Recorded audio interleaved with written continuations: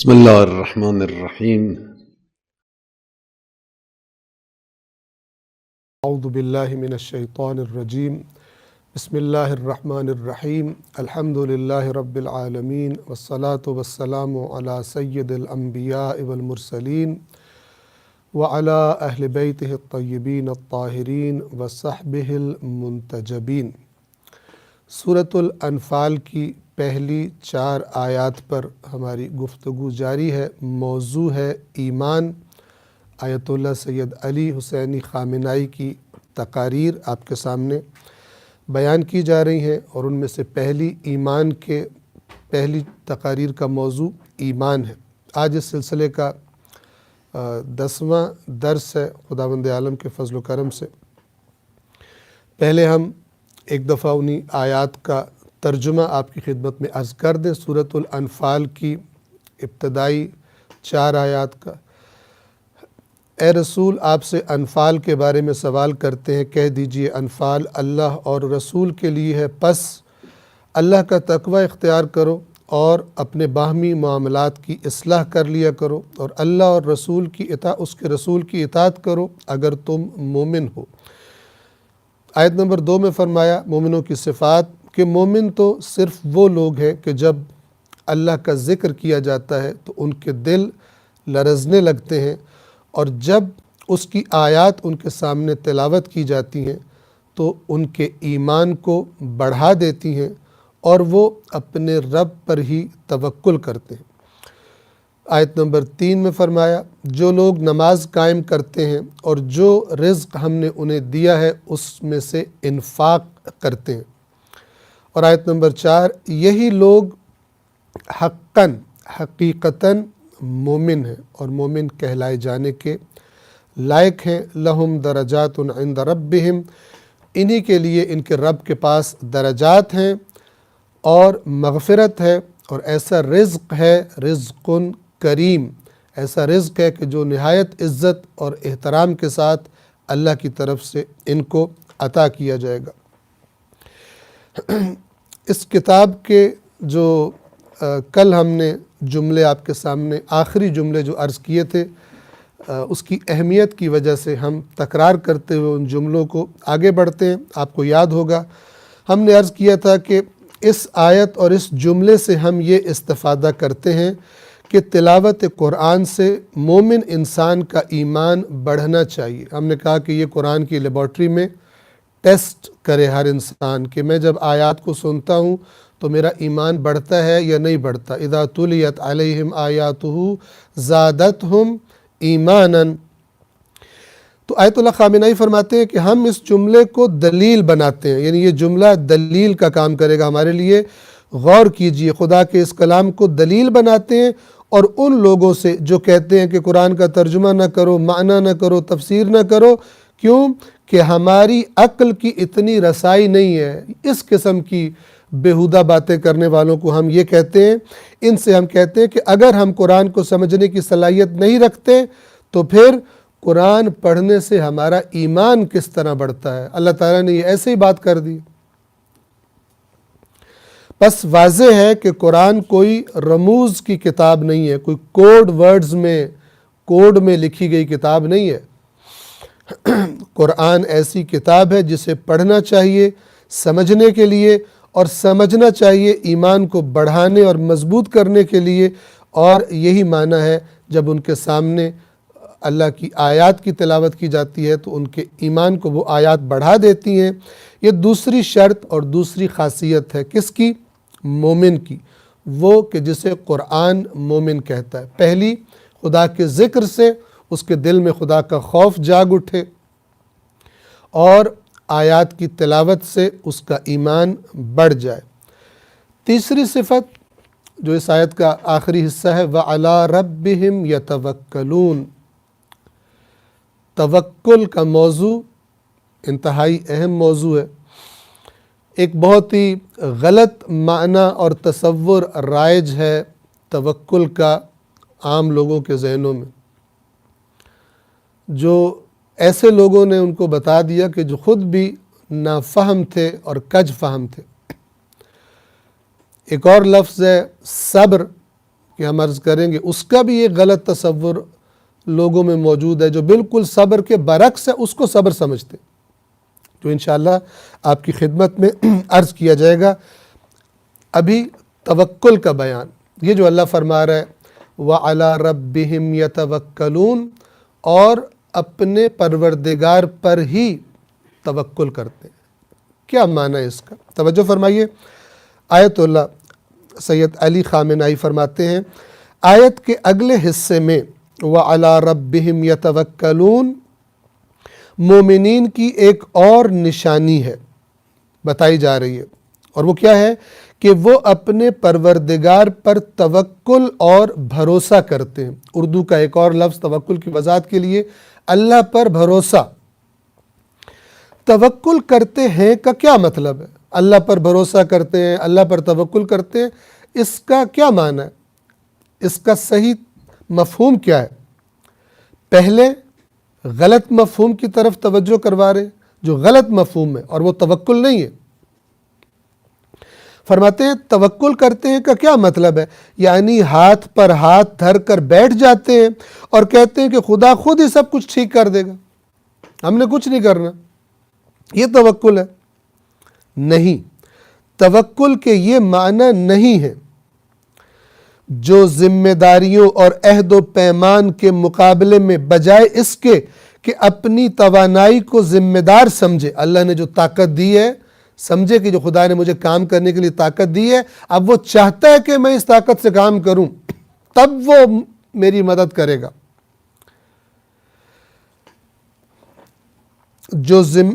توکل کے یہ معنی نہیں ہے جو ذمہ داریوں اور عہد و پیمان کے مقابلے میں بجائے اس کے کہ اپنی توانائی کو ذمہ دار سمجھے، بجائے اپنی توانائی کو ذمہ دار سمجھنے کے کیا کرتا ہے؟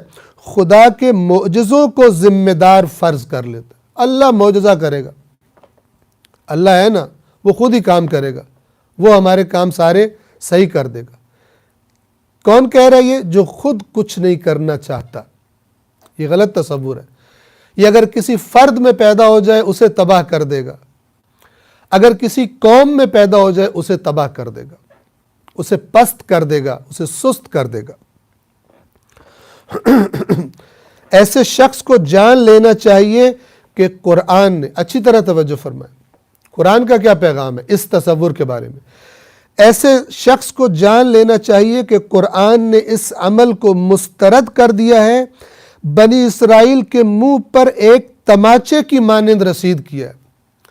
یعنی بنی اسرائیل کے اندر یہ بری حرکت تھی جس کے اندر اگر اس کو کھودا جائے، اس کا پوسٹ مارٹم کیا جائے تو اندر سے بزدلی اور کامچوری اور سستی نکلے گی۔ لہذا بنی اسرائیل کو اللہ تبارک و تعالیٰ نے گویا منہ پر ایک تماچا رسید کیا ہے کہ جو اس قسم کا تصور رکھتے تھے اور اس قسم کی باتیں کرتے تھے۔ اور وہ کیا ہے؟ دیکھیے سورہ مائدہ کی آیت نمبر 24 میں جب حضرت موسیٰ نے اللہ کے کہنے پر بنی اسرائیل کو حکم جہاد دیا کہ اس بستی میں، اس شہر میں تمہیں داخل ہونا ہے اور وہاں پر موجود دشمنوں کے ساتھ جنگ کرنی ہے جو بڑے طاقتور تھے، بنی اسرائیل نے جو اتنے معجزات دیکھ چکے تھے حضرت موسیٰ سے، اس قوم نے حضرت موسیٰ سے کیا کہا؟ توجہ کیجیے، جب انہوں نے حضرت موسیٰ علیہ السلام سے کہا فَاذْهَبْ أَنْتَ وَرَبُّكَ فَقَاتِلَا إِنَّا هَاهُنَا قَاعِدُونَ، کہنے لگے اے موسیٰ تم اور تمہارا خدا، تو اور تیرا خدا، تیرا اللہ، تیرا رب، تم دونوں جاؤ، فقاتلا، تم ان کے ساتھ جہاد کرو، تم لڑائی کرو، اِنَّا هَاهُنَا قَاعِدُونَ، ہم یہیں پر بیٹھے ہوئے، ہم نہیں لڑیں گے۔ یہ ایک تماچا مارا ہے اس قسم کے لوگوں کو کہ جن سے اللہ کہے کہ کرو اطیعوا اللہ ورسولہ، اللہ اور رسول کی اطاعت کرو، ان تنصروا اللہ ینصرکم، اگر تم اللہ کی مدد کرو گے تو وہ تمہاری مدد کرے گا۔ قرآن سے تصور نہ لیں اپنی زندگی کے لیے اور ادھر ادھر کے ڈھکوسلوں سے جس کے ساتھ اپنی کام چوری اور سستی بھی مکس کر لیں، اور پھر بجائے یہ کہ اپنی ذمہ داریاں ادا کریں، اللہ اور رسول کی اطاعت کریں جو کہا گیا ہے، کہتے ہیں کہ اللہ کارساز ہے، خود ہی سارا کام کر دے گا۔ کہنے لگے تم اور تمہارا پروردگار جاؤ جنگ کرو، دشمن سے لڑو، ہم ادھر بیٹھے ہیں۔ اور پھر فرماتے ہیں میرے الفاظ میں کہ ہم دیوار سے ٹیک لگائے سائے میں بیٹھے ہوئے ہیں، ہمیں زحمت کرنے کی کیا ضرورت ہے؟ جب ہمارا اتنا اچھا نبی موجود ہے، ہمارا اتنا اچھا اللہ موجود ہے، وہ دونوں لڑیں گے، کام کریں گے، ہم کیوں ٹینشن لیں، ہم کیوں زحمت کریں؟ ہم یہاں پہ بیٹھے ہیں سائے میں، آپ جا کے لڑو، جب فتح کر لو تو ہمیں بتا دینا تاکہ ہم آ جائیں۔ قرآن اس کی نفی کرتا ہے، قرآن کہتا ہے نکلو میدان میں۔ یہ روش بنی اسرائیل کی ہے جو رد شدہ اور ملعون، اس روش پر اور اس روش والوں پر اللہ نے لعنت کی ہے کہ جو خود نہ کریں اور کہیں کہ اللہ کرے گا۔ انسانیت کی راہ سے دور یہ روش جو بنی اسرائیل کی ہے، رد شدہ و ملعون، انسانیت کی راہ سے دور۔ انسان کو اللہ نے طاقت دی ہے، صلاحیت دی ہے، عقل دی ہے، اسے استعمال کر۔ لہذا فرما رہے انسانیت کی راہ سے دور، یہ انسانوں کا کام نہیں ہے، اور دین و ایمان کی لذتوں سے محروم ہیں ایسے لوگ۔ نہ انہوں نے دین کا ذائقہ چکھا ہے، نہ انہوں نے ایمان کا ذائقہ چکھا ہے، کوئی اور چیز ان کے منہ میں ڈال دی گئی ہے ایمان کے نام پر، اور اسی کو لے کر بیٹھے ہوئے ہیں۔ دوسرے لفظوں میں ایک نشہ کروا دیا گیا ان کو۔ یہ مسلمانوں کے لیے مناسب نہیں ہے، پس توکل کا یہ مطلب نہیں ہے۔ یہ بات جو لوگوں میں رواج پا گئی ہے، آیت اللہ خامنہی فرماتے ہیں میں یہ کہہ رہا ہوں تاکہ سب لوگ سنیں اور سمجھیں، اس لیے کہہ رہا ہوں کہ یہ رواج پا گئی ہے۔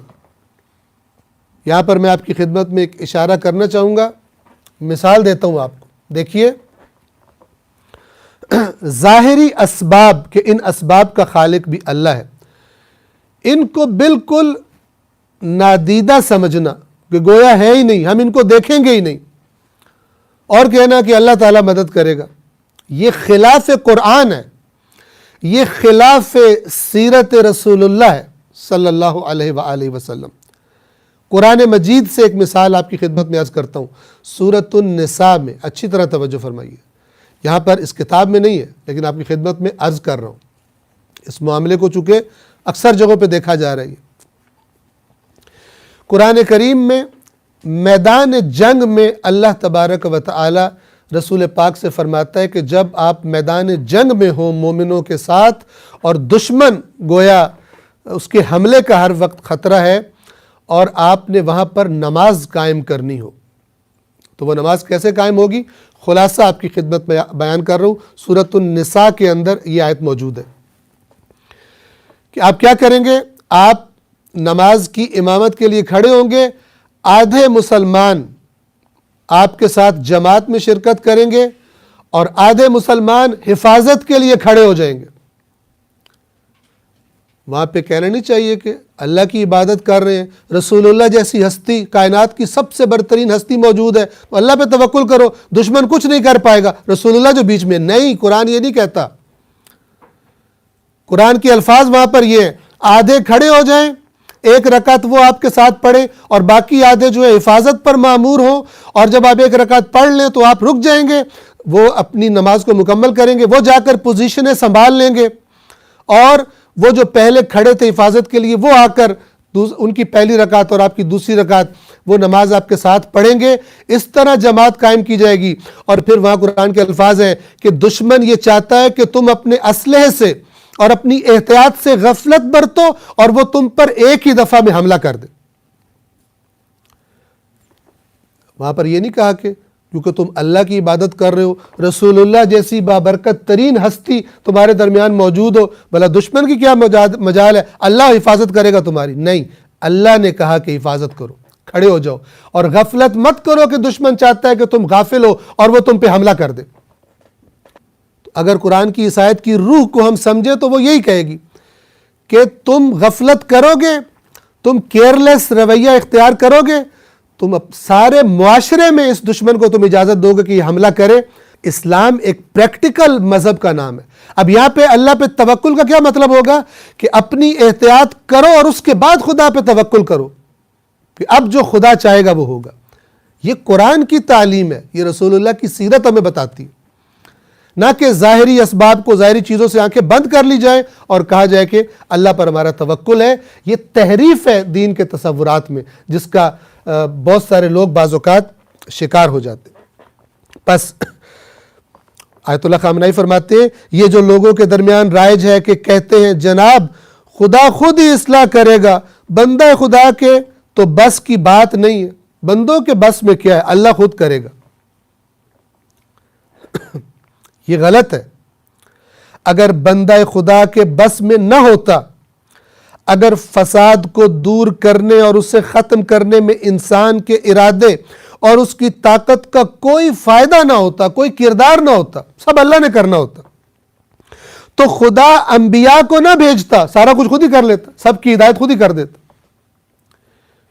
کیوں اس نے اپنے انبیاء سے کہا آپ نے ہدایت کرنی ہے, اور جب آپ پہ ظلم کیا جائے, ستم کیا جائے, آپ نے صبر کرنا, برداشت کرنا.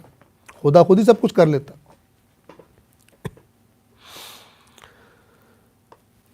خدا انبیاء کو نہ بھیجتا, لوگوں کو انبیاء کی پیروی کی دعوت نہ دیتا, انبیاء الہی کو بڑی ذمہ داریوں کے ساتھ اس دنیا کے میدان میں نہ بھیجتا, خود ہی سب کچھ کر لیتا. رسول اللہ لمبے سفر کرتے ہیں, جنگ کرتے ہیں, جہاد کرتے ہیں, مومنوں کو ساتھ ملاتے ہیں, اور جب میدان میں نکلتے ہیں, جب دشمن کا سامنا ہوتا ہے, اپنی ساری طاقت جو لگا سکتے ہیں وہ لگا کر اب خدا پر توکل کرتے ہیں, اور اب خدا بھی مدد کرتا ہے. نہ کہ گھر میں بیٹھ کر صرف مسجد نبوی میں بیٹھ کر دعائیں مانگتے ہو کہ یا اللہ تو دشمنوں کو فنا کر. کس نے کہا ہے؟ اسی لیے میں عرض کیا کرتا ہوں کہ آج جتنی مرضی دعائیں مانگ لیں, اسرائیل کے خلاف, جناب کشمیر کے پر ہونے والے جو وہاں پہ ظالم ظلم کر رہے ہیں ان کے خلاف بد دعائیں مانگیں, لیکن آپ کر کچھ نہیں رہے, عمل کچھ نہیں کر رہے, توقع نہ رکھے خداوند عالم اس دعا کو قبول کرے گا. نہج البلاغہ میں امیر المؤمنین علی ابن ابی طالب علیہ السلام کا ایک فرمان ہے, فرماتے ہیں الداعی بلا عمل کرامی بلا وطر, بغیر عمل کیے دعا مانگنے والا خدا سے اس شخص کی طرح ہے کہ جو بغیر کمان کے تیر چلا رہا ہو. کمان ہوتی اس لیے ہے کہ وہ تیر کو نشانے تک پہنچائے, اور دعاؤں کو نشانے تک پہنچانے والی چیز انسان کا عمل ہے. بے عمل لوگوں کی دعائیں بھی قبول نہیں ہوتی. توجہ کیجئے, انبیاء الہی کو بڑی ذمہ داریوں کے ساتھ اس دنیا کے میدان میں نہ بھیجتا. یہ جو آپ دیکھتے ہیں کہ اللہ نے کچھ لوگوں کو فساد ختم کرنے کے لیے بھیجا, کچھ انسانوں کو یعنی انبیاء کو زمین میں فساد, اللہ کی نافرمانی ختم کرنے کے لیے بھیجا, اور وہ لوگ نوع بشر میں سے ہیں. یعنی اللہ کے نبی کون تھے؟ انسان تھے, بشر تھے قرآن کی صراحت کے مطابق. اور وہ لوگ جن کو اللہ نے بھیجا وہ نوع بشر سے ہیں, تو پھر جان لیں کہ انسانی فساد کو انسان نے ہی ختم کرنا ہے, نہ کہ انسان کہے میں نے کچھ نہیں کرنا, اللہ نے سب کرنا. پس توکل کیا ہے؟ توجہ کیجئے. آگے بڑھنے سے پہلے میں اشارہ کرنا چاہوں گا, اس مورد کے لیے میں نے چند آیات نوٹ کی کہ جس میں انبیاء کے بشر ہونے کا بھی تذکرہ ہے اور اللہ پر توکل کا بھی تذکرہ ہے. میں فقط جلدی ان کا ترجمہ آپ کی خدمت میں بیان کرتا ہوں. سب سے پہلے سورہ ابراہیم آیت نمبر 11 اور 12. ان کے رسولوں نے ان سے کہا, یعنی اللہ نے رسول بھیجے مختلف قوموں کی طرف, ان کے رسولوں نے ان سے کہا کہ ہم اور کچھ نہیں تمہاری طرح کے بشر ہیں, ہم بھی تمہاری طرح کے انسان ہیں, لیکن اللہ اپنے بندوں میں سے جس پر چاہتا ہے احسان کرتا ہے. اس نے ہمیں نبی بنایا, اور ہمارے اختیار میں نہیں ہے کہ ہم کوئی معجزہ تمہیں دکھائیں سوائے اس کے کہ اللہ کا اذن ہو. وَعَلَى اللَّهِ فَلْيَتَوَكَّلِ الْمُؤْمِنُونَ، اور اللہ ہی پر مومنوں کو چاہیے کہ توکل کرے۔ یہ انبیاء میدان میں تھے، مقابلہ ہو رہا تھا، دشمنیاں ہو رہی تھی، مخالفتیں ہو رہی تھی۔ گھر میں بیٹھے کے ساتھ تھوڑی مخالفت کرتا ہے کوئی، جو گھر میں بیٹھ کے فقط تسبیح نکالے، گھر میں بیٹھ کے ذکر کرتا رہے، معاشرے کو چھوڑ دے، خرابیاں ہو رہی ہیں وہاں پر۔ اللہ کے نبی متن معاشرہ میں تھے، اس لیے ان کے جو اس وقت کے جو کرپٹ لوگ، سردار اور امراء لوگ ان کے مخالف ہو جاتے تھے، ان سے یہ مناظرے اور اللہ تعالیٰ کی طرف سے آئی ہوئی دلیلیں ان کو دیا کرتے تھے۔ اور وہ کہہ رہے ہیں کہ اللہ پر مومن توکل کرتے ہیں، یعنی ہم نے تو یہ کام کرنا ہے، تمہاری طاقت زیادہ ہو، تم ہمیں قتل کر ڈالو، ہم نہیں رکیں گے، ہمارا توکل اللہ پر۔ یہ معنی ہے توکل کا، نہ کہ اللہ نبی سے کہے کہ آپ نے یہ کام کرنا ہے، وہ گھر میں بیٹھ کے کہے یا اللہ تو علی کل شیء قدیر ہے، تو سب کچھ کر دے، ہم تو تجھ پہ توکل کریں، ان سارے کام تجھ پہ چھوڑ دیے، اس معنی میں۔ یہ غلط معنی ہے۔ آیت نمبر 12، اور انبیاء اور کیا فرماتے ہیں، اور ہمیں کیا ہوا ہے کہ ہم اللہ پر توکل نہ کریں جبکہ اس نے ہمیں راستوں کی ہدایت کر دی ہے، اور جو تم لوگ مخالفین ہمیں اذیتیں دے رہے ہو ہم حتماً ان پر صبر کریں گے، اور اللہ ہی پر توکل کرنا چاہیے توکل کرنے والوں کو۔ دیکھیے یہاں پہ صبر کا لفظ بھی آ گیا، ہم میدان نہیں چھوڑیں گے، صبر کریں گے یعنی ڈٹ جائیں گے، یہاں پر میدان نہیں چھوڑیں گے، اور اللہ ہی پر توکل کرنا چاہیے۔ اس نے کہا ہے تم نے یہ کام کرنا ہے، ہم اس کی اطاعت کریں گے، ہم میدان نہیں چھوڑیں گے۔ تم جتنی تکلیفیں دو گے، مارو گے، کاٹ ڈالو گے ہمیں، ہم میدان نہیں چھوڑیں گے۔ کربلا کا مگر پیغام کیا ہے؟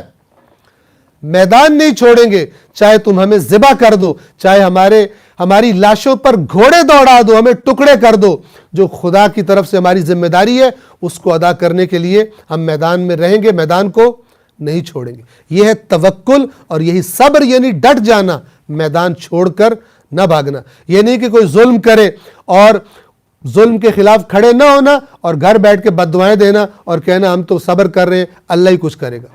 یہ کامچور اور بزدل اور سست اور اسلام فہم نہ رکھنے والے دین کا، حقیقی دین کا، اور قرآن سے دور کئی اور سے تصورات جنہوں نے لیے اور افکار اور عقائد لیے، یہ بیماریاں ان کے اندر پائی جاتی ہیں۔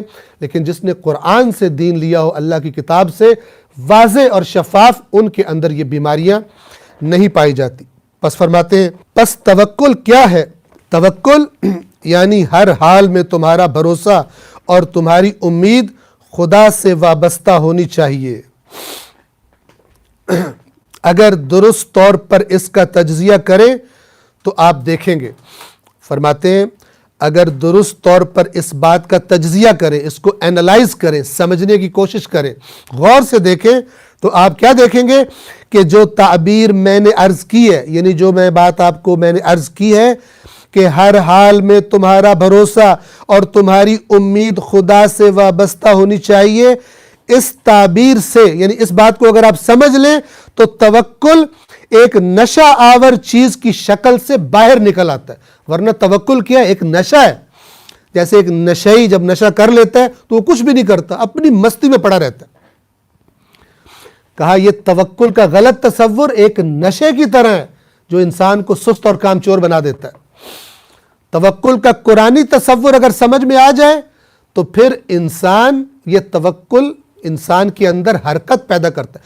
خود یہ توکل محرک، حرکت پیدا کرنے والا اور انسان کو عمل پر اکسانے والا اور اسے گھر سے باہر نکلنے پر اور عمل کرنے پر مجبور کر دینے والا، خود یہ توکل وہ عنصر اور وہ چیز بن جاتا ہے۔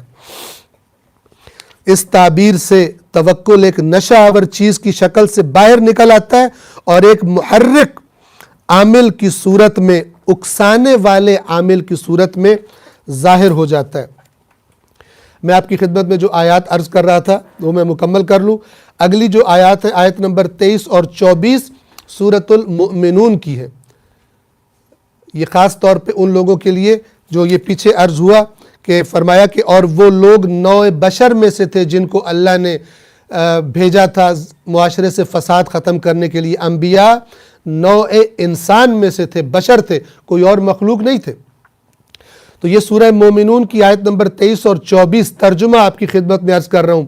اور یقیناً ہم نے نوح کو اس کی قوم کی طرف بھیجا تو نوح نے کہا اے میری قوم اللہ کی عبادت کرو، تمہارے لیے اس کے علاوہ کوئی معبود نہیں، تو کیا تم تقوی اختیار نہیں کرتے؟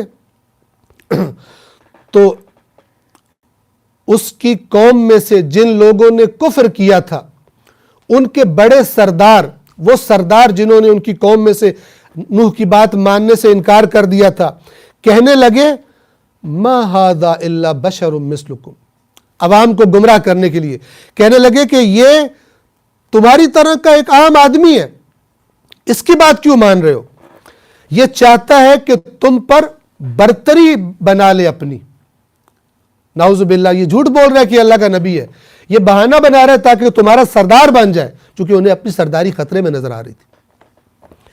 اب دیکھیے بے ایمانوں کا بہانہ، نبیوں کے مخالفین کا بہانہ، کیا کہتے ہیں؟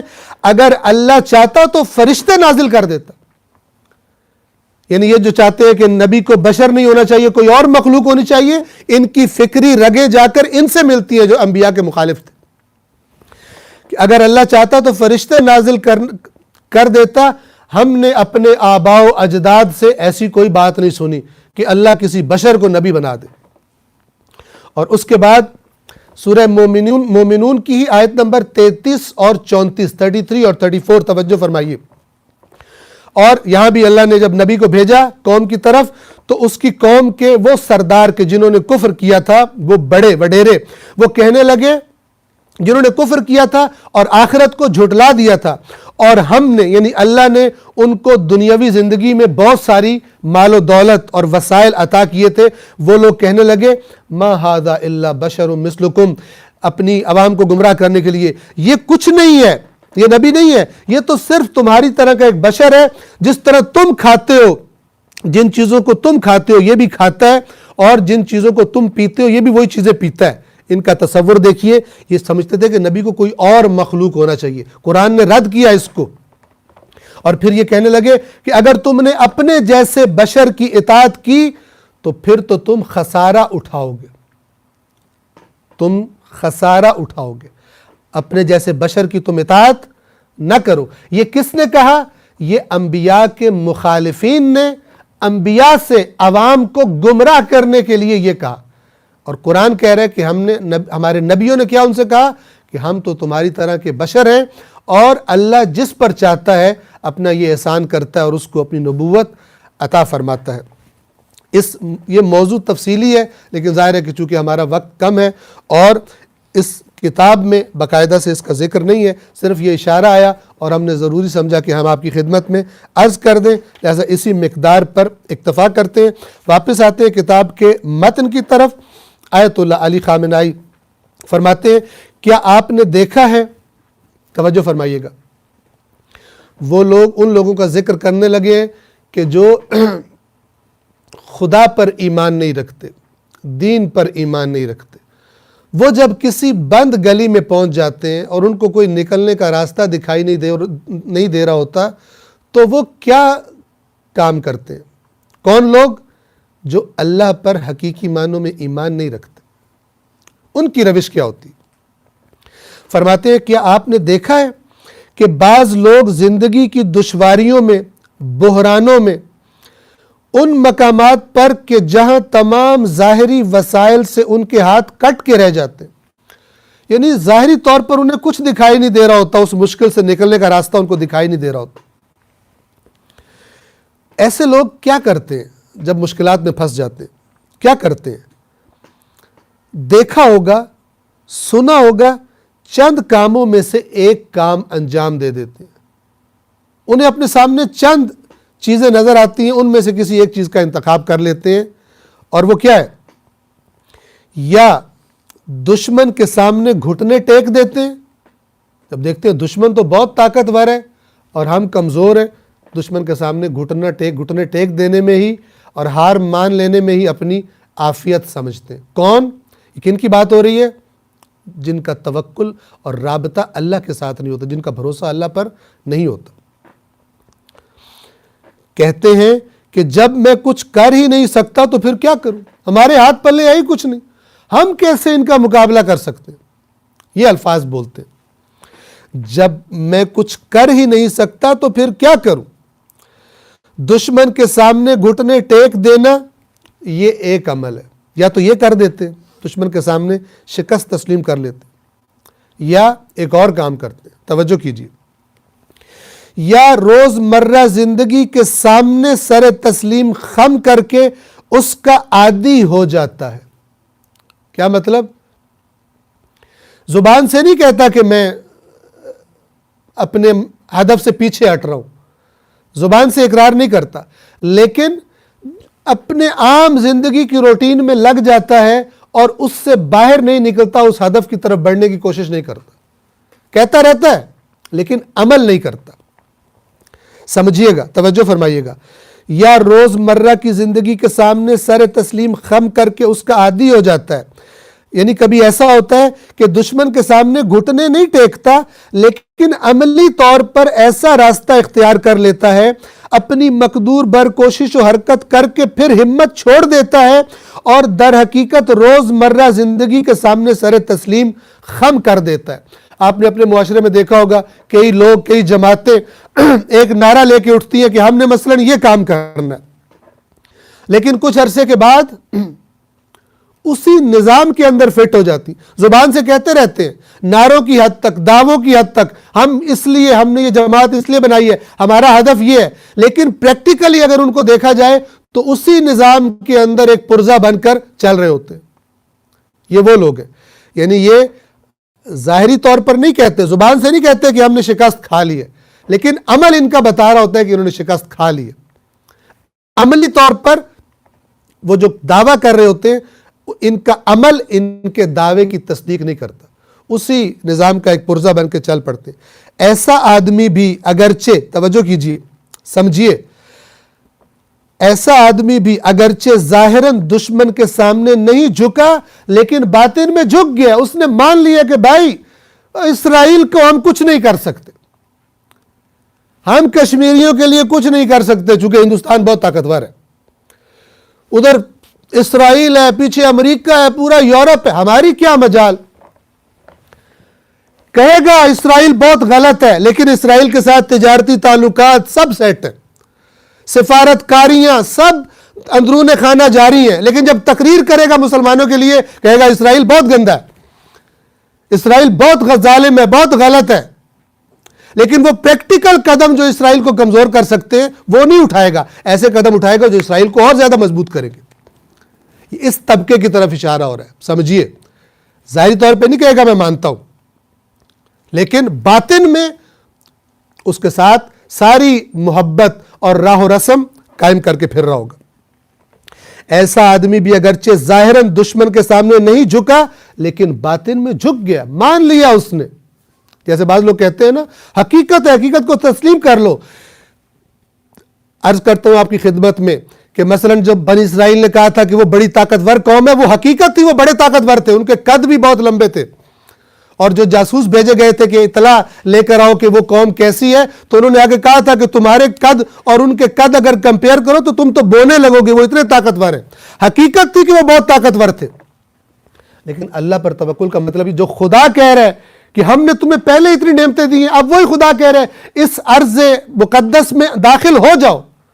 اب اس خدا پہ توکل کا مطلب کیا ہے؟ جب وہ کہہ رہا ہے کہ داخل ہو جاؤ تو وہ اس لیے کہ تمہاری مدد نہیں کرے گا, ہیلپ نہیں کرے گا. لیکن جو اس فکر کا ہوتا ہے, جیسے آج بعض مسلمان ہیں کہ حقیقت کو تسلیم کر لو, یہ وہی بنی اسرائیل والی فکر ہے کہ وہ اتنی طاقتور قوم ہے, حقیقت کو تسلیم کر لو, یعنی بیٹھ جاؤ, ان کے ساتھ سفارتی تعلقات بنا لو, ہم ان کو شکست نہیں دے سکتے.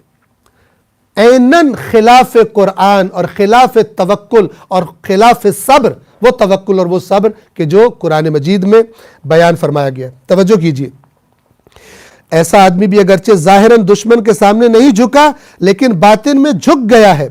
یہ بھی ایک قسم اور ایک حالت ہے جو عام طور پر لوگ بحرانی حالات میں اختیار کر لیتے ہیں. زبانوں سے, منہ سے توپے اور میزائل چلاتے ہیں, لیکن پریکٹیکلی کچھ بھی نہیں کرتے, پریکٹیکلی تعلقات سارے ان کے ساتھ استوار کر لیتے.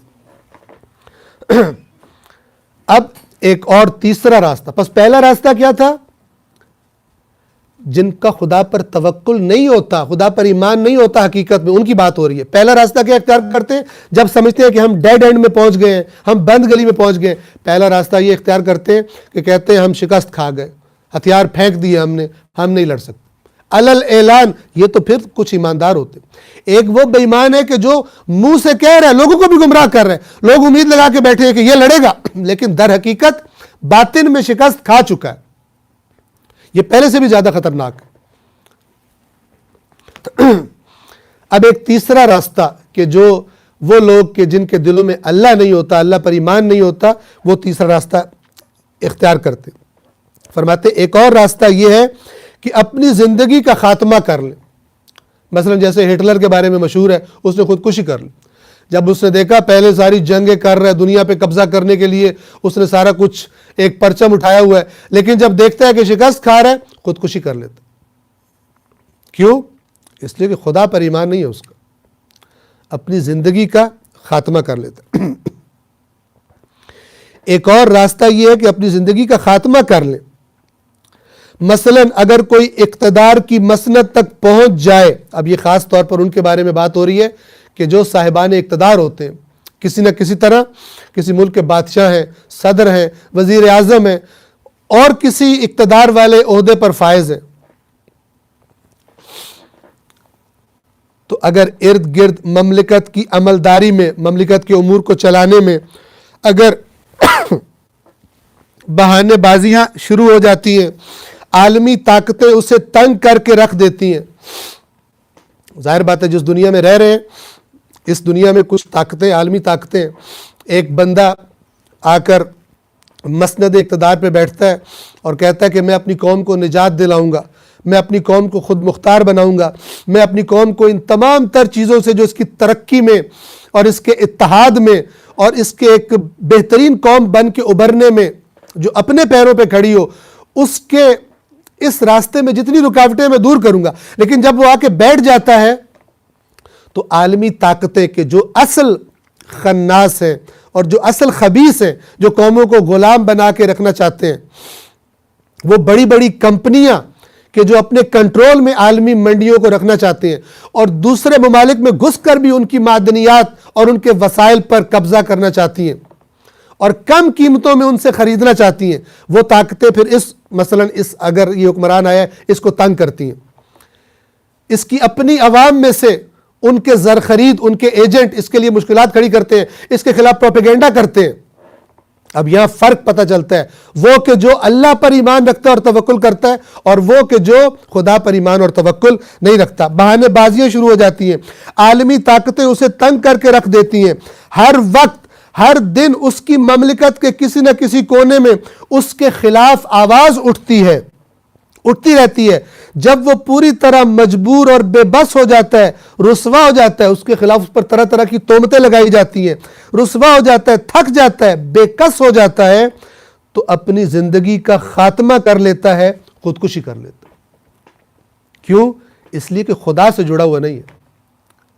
یہ قرآن کی تعلیمات ہے, یہ ہے دین اسلام پریکٹیکل, کہ جو انسان میں اتنی طاقت بھر دیتا ہے کہ وہ اگر تنہائی کیوں نہ ہو اور ساری دنیا مقابلے میں کھڑی ہو, خدا پہ توکل کرتا ہے. غزوہ تبوک میں کہ جب بہت لمبا سفر تھا, 650-700 کلومیٹر کا صحرائی سفر, شدید گرمی میں اللہ نے حکم دیا کہ نکلنا ہے رومی لشکر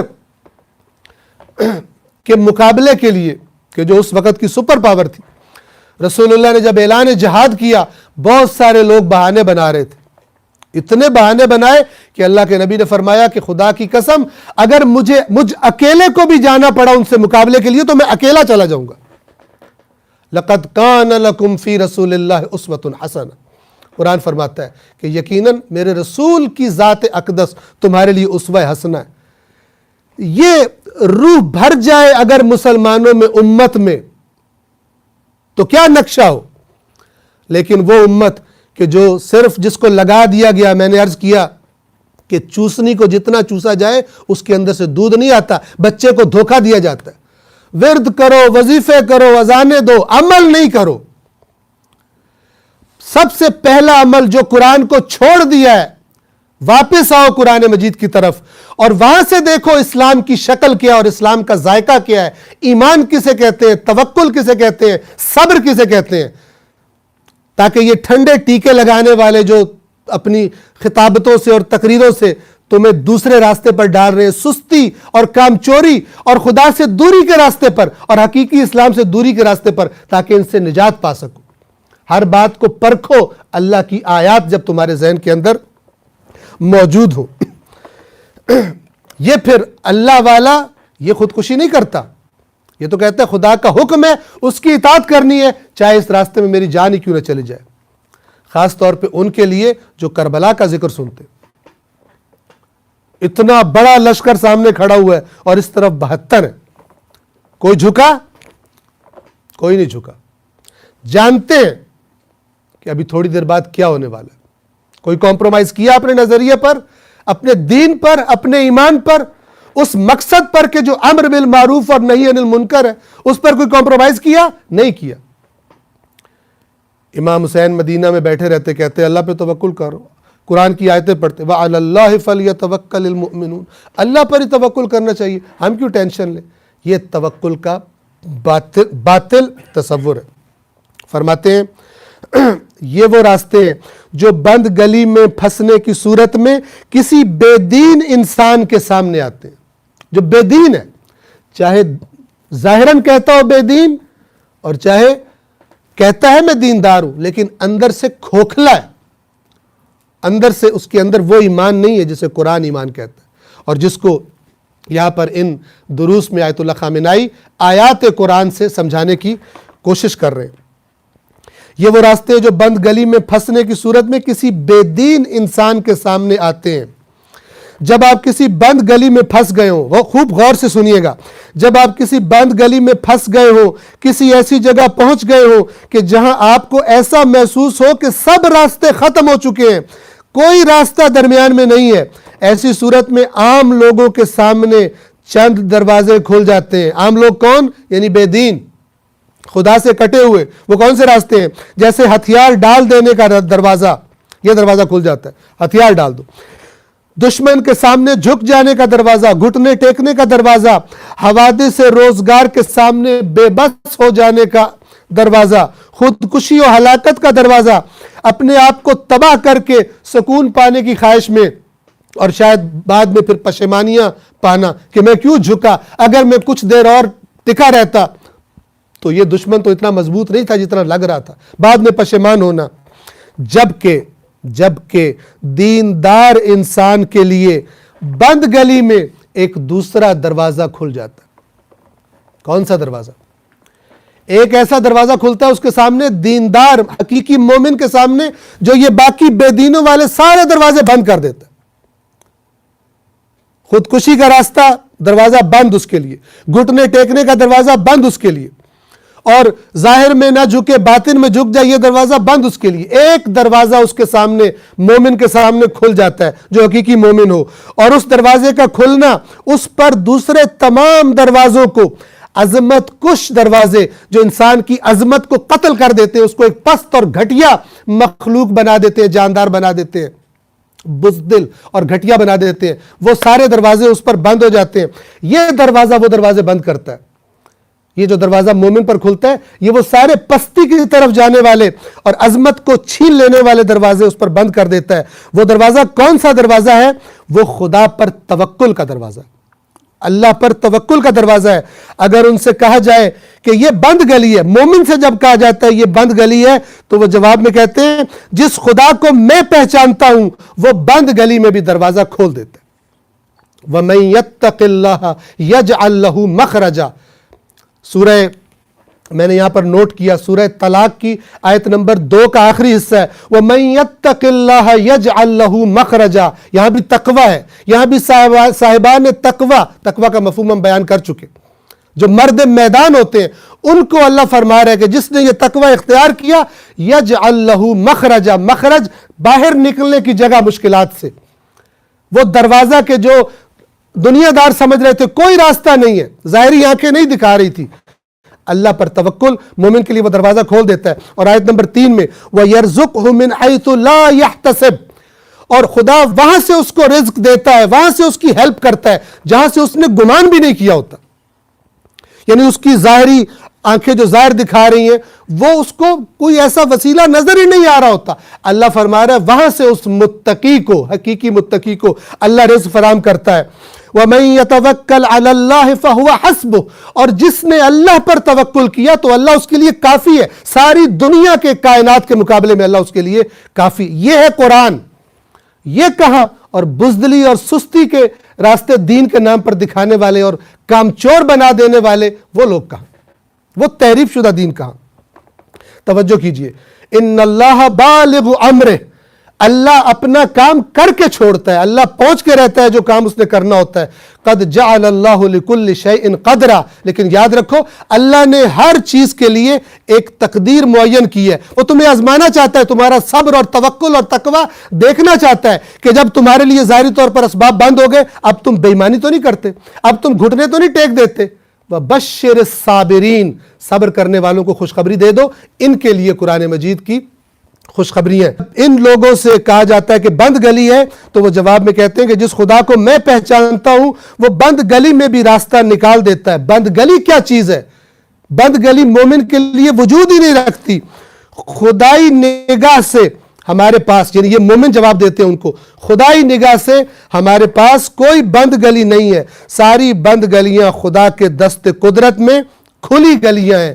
راستہ ہے, راستہ موجود ہے. السلام علیکم ورحمۃ اللہ وبرکاتہ.